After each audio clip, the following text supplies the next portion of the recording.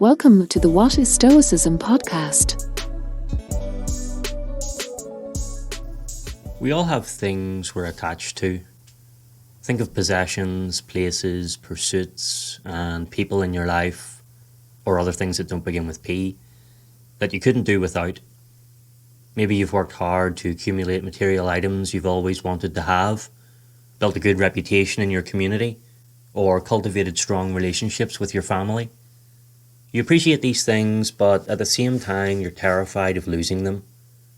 Like the 2-year-old child who thinks everything is mine.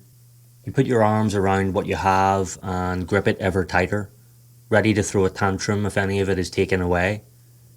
These things we're attached to, that we protect as our own, all have something in common.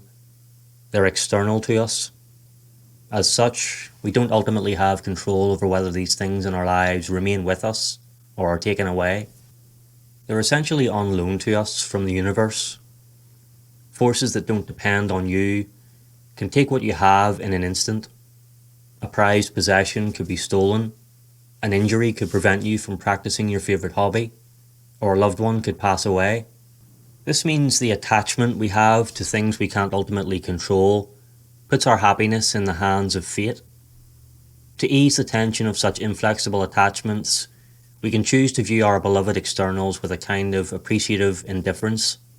The use of the word indifference might sound callous, especially when applied to your attachment to loved ones, but it actually breeds greater love and appreciation for the things you hold dear, because you know you need to make the most of them while you have them.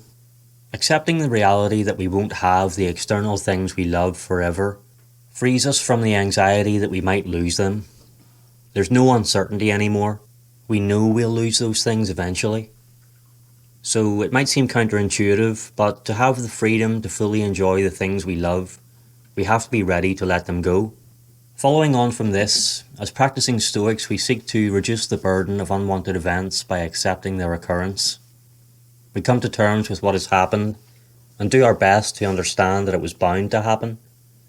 This is the essence of the concept of amor fati, which the 19th century German philosopher Friedrich Nietzsche described as follows, quote, "My formula for what is great in mankind is amor fati, not to wish for anything other than that which is, whether behind, ahead, or for all eternity.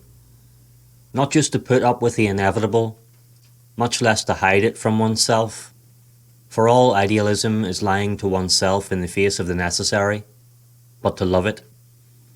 A common misunderstanding is equating this attitude with giving up. If we accept everything, then why do anything? To support this argument, some use the image of an emotionless cow standing in the rain, passive and unmoved by its surroundings.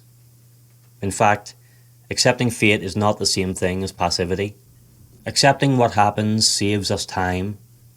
We don't feel the need to curse fate or complain about our luck when we practice this kind of acceptance.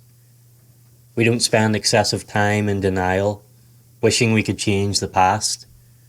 Instead, we focus on what we can do, because accepting what isn't within your control doesn't prevent you from affecting what is. We assess what has happened, we decide on the best response, and we actively work to affect the things within our control. Stoic acceptance doesn't mean weakness, lying down, or giving in. It isn't the final act that halts further progress. It's the opening act that is the essential prerequisite to moving forward with our lives. It's wholehearted cooperation with reality, and a refusal to fool ourselves with futile mind games that we can't possibly win.